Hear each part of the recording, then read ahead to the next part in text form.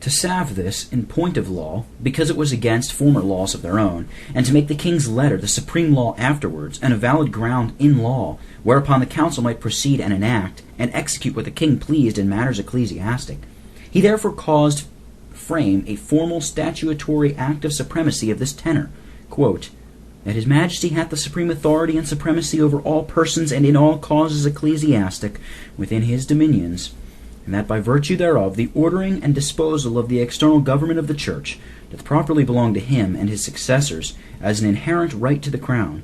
and that he may settle, enact, and emit such constitutions, acts, and orders concerning the administrating thereof, and persons employed in the same, and concerning all ecclesiastical meetings and matters to be proposed and determined therein, as he in his royal wisdom shall think fit, which acts, orders, and constitutions are to be observed and obeyed by all his majesty's subjects, any law, act, or custom to the contrary notwithstanding, unquote.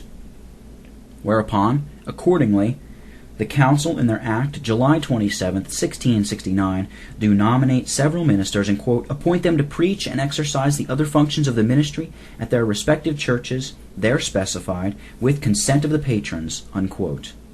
The same day also they conclude and enact the aforementioned restrictions, conform to the king's letter above rehearsed, and ordain them to be intimate to every person who is by authority foresaid allowed the exercise of the ministry. These indulged ministers, having that indulgence given only upon these terms, that they should accept these injunctions, and having received it upon these terms also, as an essential part of the bargain and condition on which the indulgence was granted and accepted, as many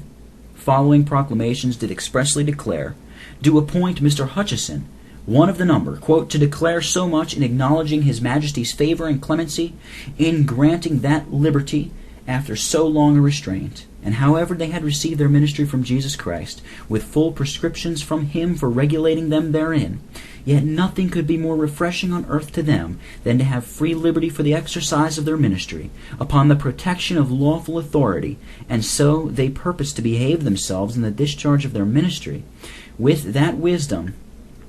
that became faithful ministers, and to demean themselves towards lawful authority, notwithstanding of their known judgment in church affairs, as well becometh loyal subjects. And their prayer to God should be that the Lord should bless his majesty in his person and government, and the council in the public administration, and especially in the pursuance of his majesty's mind in his letter, wherein his singular moderation eminently appears, unquote. Afterwards, they issued out proclamations reinforcing the punctual observation of the forementioned injunctions, and delivered them into the indulged. In the meantime, though cruel acts and edicts were made against the meetings of the Lord's people, in the houses and the fields, after all these Midianitish wiles to suppress them, such was the presence of the Lord in these meetings, and so powerful was his countenance and concurrence with the labors of a few, who laid up themselves to hold up the standard of Christ, that the number of converts multiplied daily, to the praise of free grace, and to the great encouragement of the few hands that wrestled in that work, through all human discouragement. Therefore the king and council was put to a new shift, which they supposed would prove more effectual, to wit, because there was a great number of nonconformed ministers, not yet indulged, who either did or might hereafter hold conventicles. Therefore, to remede or prevent this in time coming, they appoint and ordained them to such places where indulged ministers were settled, there to be confined, with allowance to preach as the indulged should employ them, thinking by this means to incapacitate many to hold meetings there or elsewhere, and to these also they give injunctions and restrictions to regulate them in the exercise of their ministry, and to the end that all the outed ministers might be brought under restraint, and the word of God be kept under bonds. By another act of council they might command that all other ministers, not disposed of as is said, were either to repair to the parish churches where they were, or to some other parishes where they may be ordinary hearers, and to declare and condescend upon the parishes where they intend to have their residence. After this, they assumed a power to dispose of these their curates as they pleased, and transport them from place to place, whereof the only ground was a simple act of council, the instructions always going along with them as the constant companion of the indulgence. By all which it is apparent, whatever these ministers allege, in vindication of it to cover its deformity, in their balms to take away its stink, and in their surveys to gather plasters to scurve over its scurviness, that is, that it was by the removal of the civil restraint, and that they entered into their places by the call of the people, a mere mock pretense of a prelimited imposition, whereby that ordinance of Christ was basely prostituted and abused, and that their testimony and protestation was a salvo for their conscience, a mere utopian fancy that the indulgers with whom they bargained never heard of, otherwise, as they did with some who were faithful in testifying against their encroachments, they would soon have given them a bill of ease. It cannot be denied that the doleful indulgence, both in its rise, contrivance, conveyance, grant, and acceptance, end and effects, was a grievous encroachment upon the princely prerogative of Jesus Christ, the only head of the Church,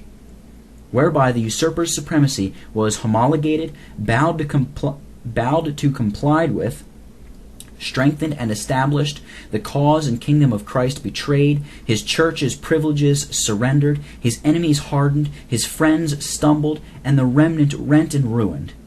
In that it was granted and deduced from the king's supremacy, and conveyed by the council, in that, according to his pleasure, he gave and they received a license and warrant to such as he nominated and elected and judged fit and qualified for it, and fixed them in what particular parish he pleased to assign, under the notion of a confinement, in that he imposed, and they submitted to restrictions in the exercise of their ministry in these particular parishes, inhibiting to preach elsewhere in the church, and with these restrictions he gave, and they received instructions to regulate and direct them in their functions, all which was done without advice or consent of the church. And thereupon they have frequently been called and convened before the council to give account of their ministerial exercise, and some of them sentenced, silenced, and deposed for alleged disobedience. This was a manifest treason against Christ, which involved many in the actual guilt of it that day, and many others who gaped after it, and could not obtain it, and far more at that time, and since, in the guilt of misprision, of treason, in passing this also without a witness. Thus, in holy judgment, because of our indulging and conniving at the usurper of Christ's throne, he left a great part of the ministers to take that wretched indulgence, and another part, instead of remonstrating the wickedness of that deed, have been left to palliate and plaster and patronize it, in keeping up the credit of the king and the council's curates, wherein they have showed more zeal than ever against that wicked indulgence.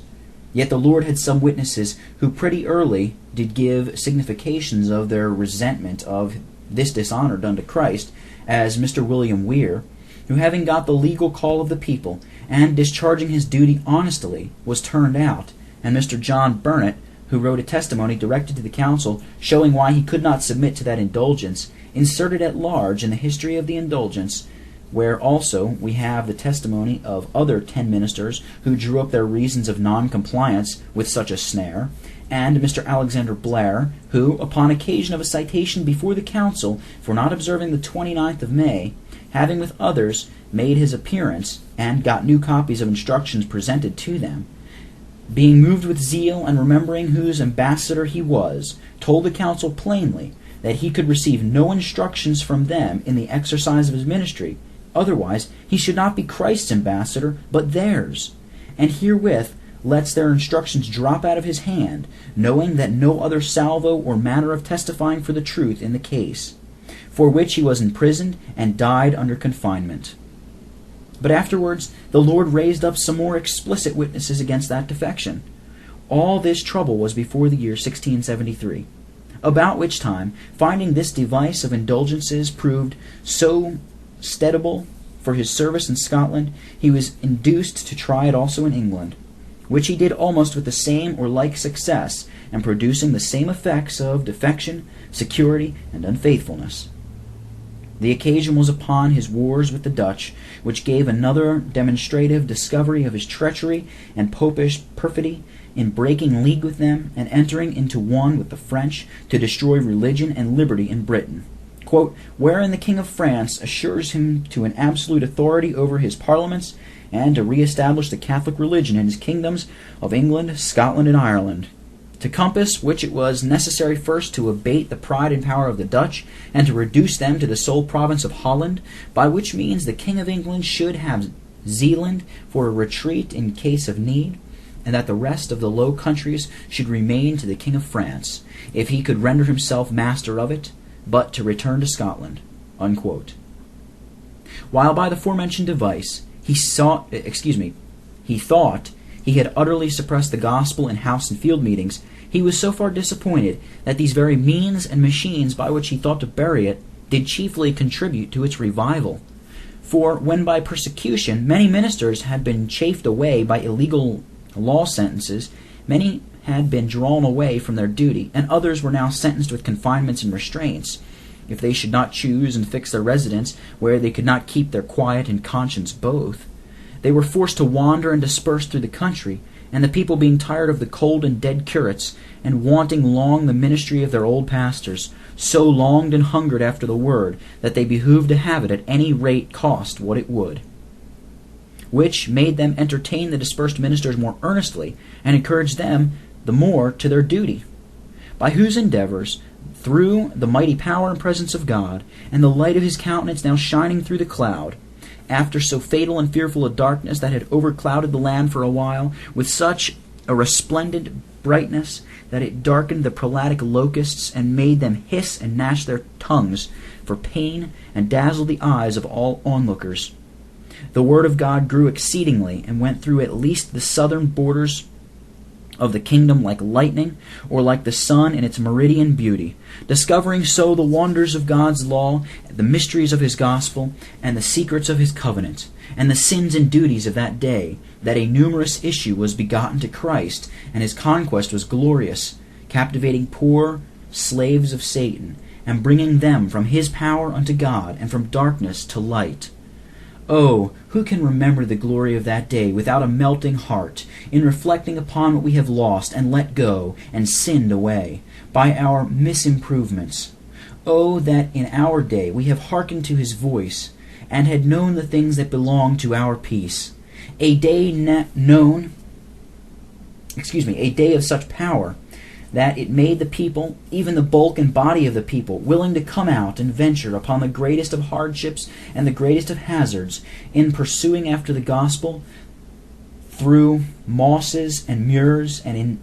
inaccessible mountains, summer and winter, through excess of heat and extremity of cold, many days and night journeys, even when they could not have a probable expectation of escaping the sword of the wilderness and the barbarous fury of bloody Burios raging from their prey, sent out with orders to take and kill them, it being now made criminal by law, especially to the preachers and convocators of those meetings. But this was a day of such power that nothing could daunt them from their duty that had tasted once the sweetness of the Lord's presence in these persecuted meetings. Then had we such humiliation days for personal and public defections, such communion days even in the open fields, and such Sabbath solemnities, that the places where they were kept might have been called Bethel, or Peniel, or Bochim, and all of them Jehovah Shammah, wherein many were truly converted, more convinced, and generally all reformed from their former immoralities, that even robbers, thieves, and profane men were some of them brought to a saving subjection to Christ, and generally under such a restraint that all the severities of heading and hanging, etc., in a great many years, could not make such a civil reformation as a few days of the gospel. In these, formerly the devil's territories, now Christ's quarters, where his kingly standard was displayed, I have not language to lay out in the inexpressible glory of that day. But I will make bold to say two things of it. First, I doubt if ever there was greater days of the Son of Man upon the earth since the apostolic times than we enjoyed for the space of 7 years at that time. And next, I doubt if upon the back of such a lightsome day there was ever a blacker night of darkness, defection, division, and confusion, and a more universal impudent apostasy than we have seen since.